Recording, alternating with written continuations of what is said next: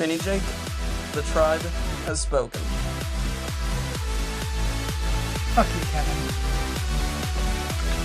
Aw, fuck you too, sweetie.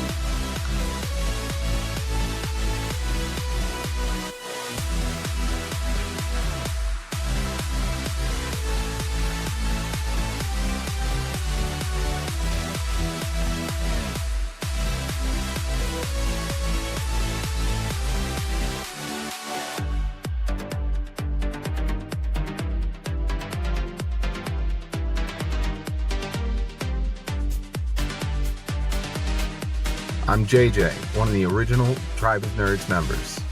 You can catch me on Marvel, Pokemon, and other gaming podcasts. What up? It's Josh, resident superhero nerd, but I also dabble in the occasional super villain as well.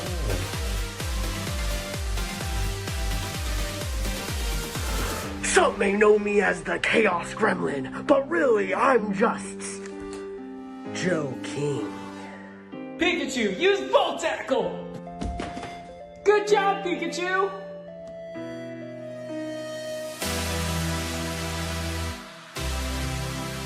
On the Tribe of Nerds. Hey everybody, welcome back to the Tribe of Nerds. Shane and I are back for another Survivor What If interview, and this time we have the fallen angel of Survivor China, went out right before the final tribal council. We of course have Denise Martin with us. Denise, welcome to the Tribe of Nerds. Thank you very much. I fit right in here at the Tribe of Nerds. I love it. Yeah.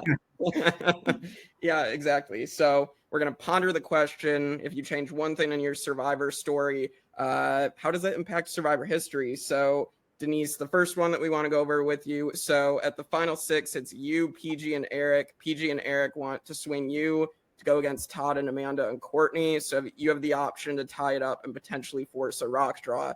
What if you end up going with Eric and PG? What happens? Well, that was part of the plan, because if James had given me the idol before we voted him off, which I asked him for it, I would have had no problem voting for them, because then we still would have had the majority. It still would have been 3-2, so we still would have been able to get rid of him. But at the last minute, that changed my mind, because I didn't have that stability in my pocket like they had.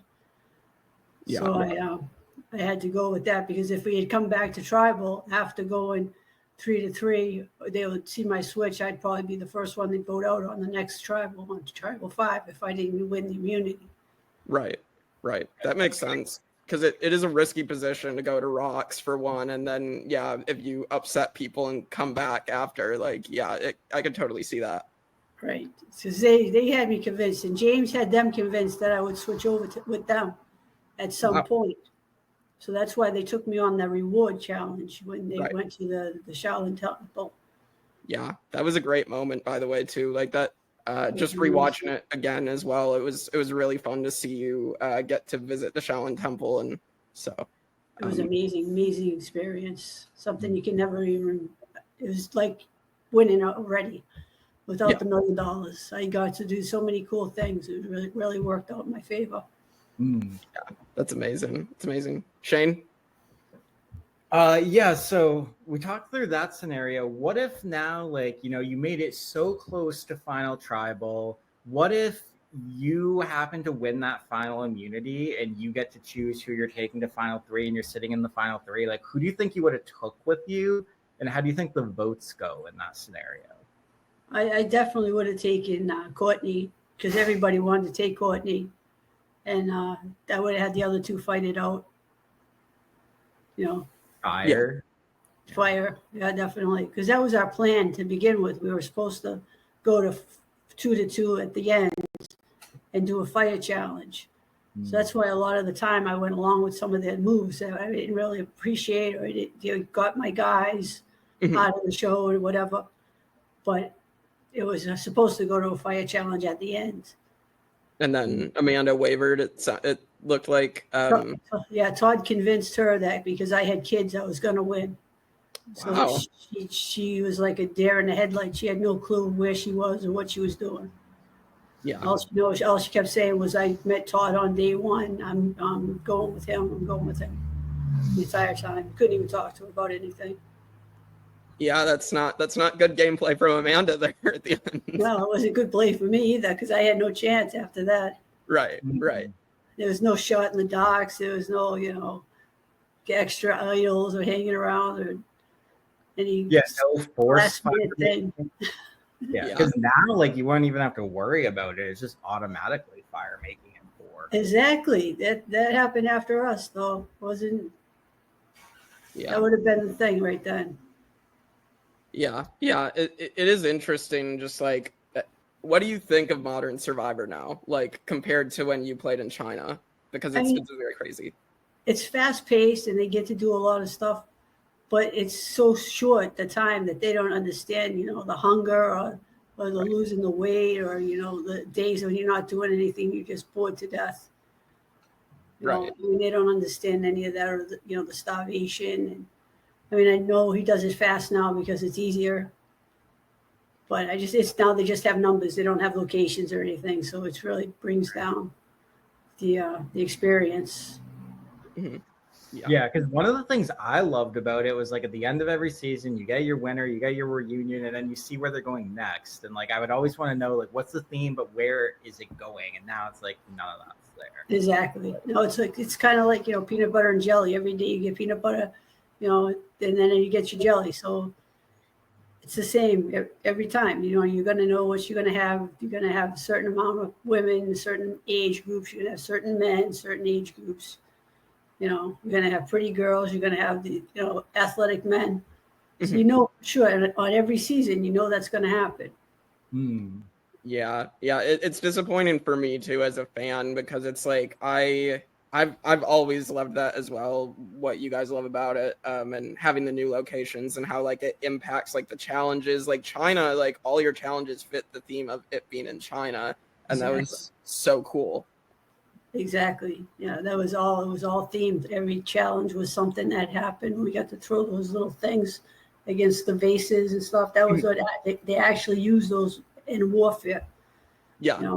We had to do like so many things, except the bugs. We had to stay back at camp to eat the bugs, but that's a story for another time. Yeah. Some of these challenges were just so much fun. Yeah, to see James like when he's in like the Chinese like armor and James actually looks like a warrior. Like it's amazing. It was amazing. Yeah, we got to throw the stars and stuff. It bounced off the smallest one, the target that was aiming for to come ahead, bounced right off of it. I came up short like 4 or 5 different times, but I was there the whole time. Yeah. Fighting. Yeah, I know you fought your way every challenge and so close to that final tribal. Like, has the jury ever said anything like if you were there, how you would have fared? Like, would you have gotten the votes to win? Well, I know I would have got James and John Roberts, but all the rest of them was all up in the air. Could have went either way. It depends on who was sitting on the jury. If PG came in, she'd be getting all the votes. Todd would get half the votes, I believe, because we played the same game, except he used all the Survivor tactics from seasons past, like hiding in the bushes or swearing on your kids or, stuff like that. We did it to every person. Yeah, like going into that, was your vote like up in the air, or did you always know you were pretty much leaning towards voting Courtney? No, because I told Amanda that if she goes back on the deal that we don't go to the fire challenge, I'm voting for Courtney. I told her straight up. And when we didn't go to fire, she knew I was not voting for her. Right. Yeah, I just remember her like basically then like openly at the Final Four tribal just being like, "Oh, she meant it then, but then changed her mind," or whatever she says. Like I remember that being just memorably bad. Bad for everybody involved. Some of us worse than others. Right. But I know I've heard the rumors around, like just reading online, that when Amanda came back the next season, like she thought she had won China and kind of figured it out when there were no other winners there. Did you kind of get the impression when you were at her final tribal that she kind of thought she had it in the bag and that she was going to be the winner? I think she flubbed on a lot of questions. She was like a deer in the headlights. I said it before. I'll say it again. She didn't have any way to go, and the only thing she kept saying was, "I got James out. I got James out." But it was a community decision. It was a community that got James out. It wasn't just her. Right. And I tried to tell him before that to use his idol, but he never got the clues. Oh. When we were doing the tribal council, I was kind of hinting for him to try to use the idol, but I couldn't just come out and tell him, because then I would have blown up my whole game with the rest of the guys. Right. Yeah. And like the show itself gave Amanda the credit, even though you all were in on it together. So exactly. Well, they know production knows everything, but they don't know everything. Right. Exactly. They try to find out. They pull you aside and say, "What are you going to do?" And then you got to say, "I don't know yet." And they say, "No, you got to tell us right now. We're not going to we're not going to do tribal until you tell us what you're going to do." Oh no. They get a little angry, but it's all right though. Yeah. So if you were successful in tipping off James and he plays an idol, what did you want to happen there? Like, how do you think the game would have gone? Like, would you have gone longer term with James, like closer to the end, or did you see him as a threat to winning? He was protecting me the whole time. He was making them take me out on the rewards, and he made them the challenge when the fishermen come to our town. To our town. We had a beautiful townhouse with bamboo tree fort, all the luxuries of home. And when they came to visit, Amanda wanted to go on with Aaron, but James was like, "No, you go on." So then he made me go on. So I got to drive the boat and stuff. But she was supposed to go on that one. But they were like, he was like, "No, you're going on that." So yeah. Was that the one your husband came to visit for? That was when we won that loved ones challenge. Yeah, he was on one side looking at the puzzle, and I was on the other side looking at the puzzle. And then when they blindfolded us, I just had remembered which way to go. Right. Yeah. And everybody was yelling. I was trying to yell over them and trying not to let them talk to each other. Yeah. It was a lot of fun. It did look fun. I did want to ask Denise, have you ever been contacted to play again? They contacted me a couple times. One was like for blood versus water. But then they ended up with a lot of mother-daughters, so they didn't pick me, obviously. And then there was another time, I forget which one it was, but they were just checking, but they said they're just checking to see who'd be interested in coming out. So they weren't really picking anybody for that at that time. Right. But yeah, I would go right now. I got my pockets. I'm all ready to go. Let's get on the bus. Yeah. But so what are your thoughts on the Survivor 50 cast? Yeah, it's a good cast. They all deserve it. Some of them deserve it again and again and again, and others don't get a real chance. Yeah. It is filmed and everything, so somebody knows what the outcome was. Exactly. Well, and the rumors of Amanda was supposed to be out there and then got cut, or she had scheduling conflicts or something. I don't know if she heard Ozzy was going to be out there, and she didn't want to go back out with Ozzy. Ooh. Yeah, true story. Wow. You still keep in contact with her? Not so much. I see a lot of the people, like we go to that it used to be Give Kills the World down in Florida, right? Exactly. And I meet up with a lot of people there, and we do a lot of TV viewing shows. So I meet you're always in Boston. Yeah, we're in Boston. Yeah. Exactly. I try to go to the parties. So that's fun. And there's a lot of the Survivor people that are there that I talk to. I always get the new guys. I ask them if you give me hints so that I can bring it back to the golf course. So I can say, "Oh yeah, we'll bet on that," and then I'll already know because I already won. Yeah. The inside stories. Yeah, for sure. You have anything else, Shane? No, it was great having you, because I think for most fans, like China is definitely one of the most iconic seasons, especially of new players. And for me, it was a special season because I started watching Survivor from day one with my dad. And then we kind of stopped watching around Africa because there's a challenge where they like shot the cow to drink the milk. Yeah, that was pretty gross.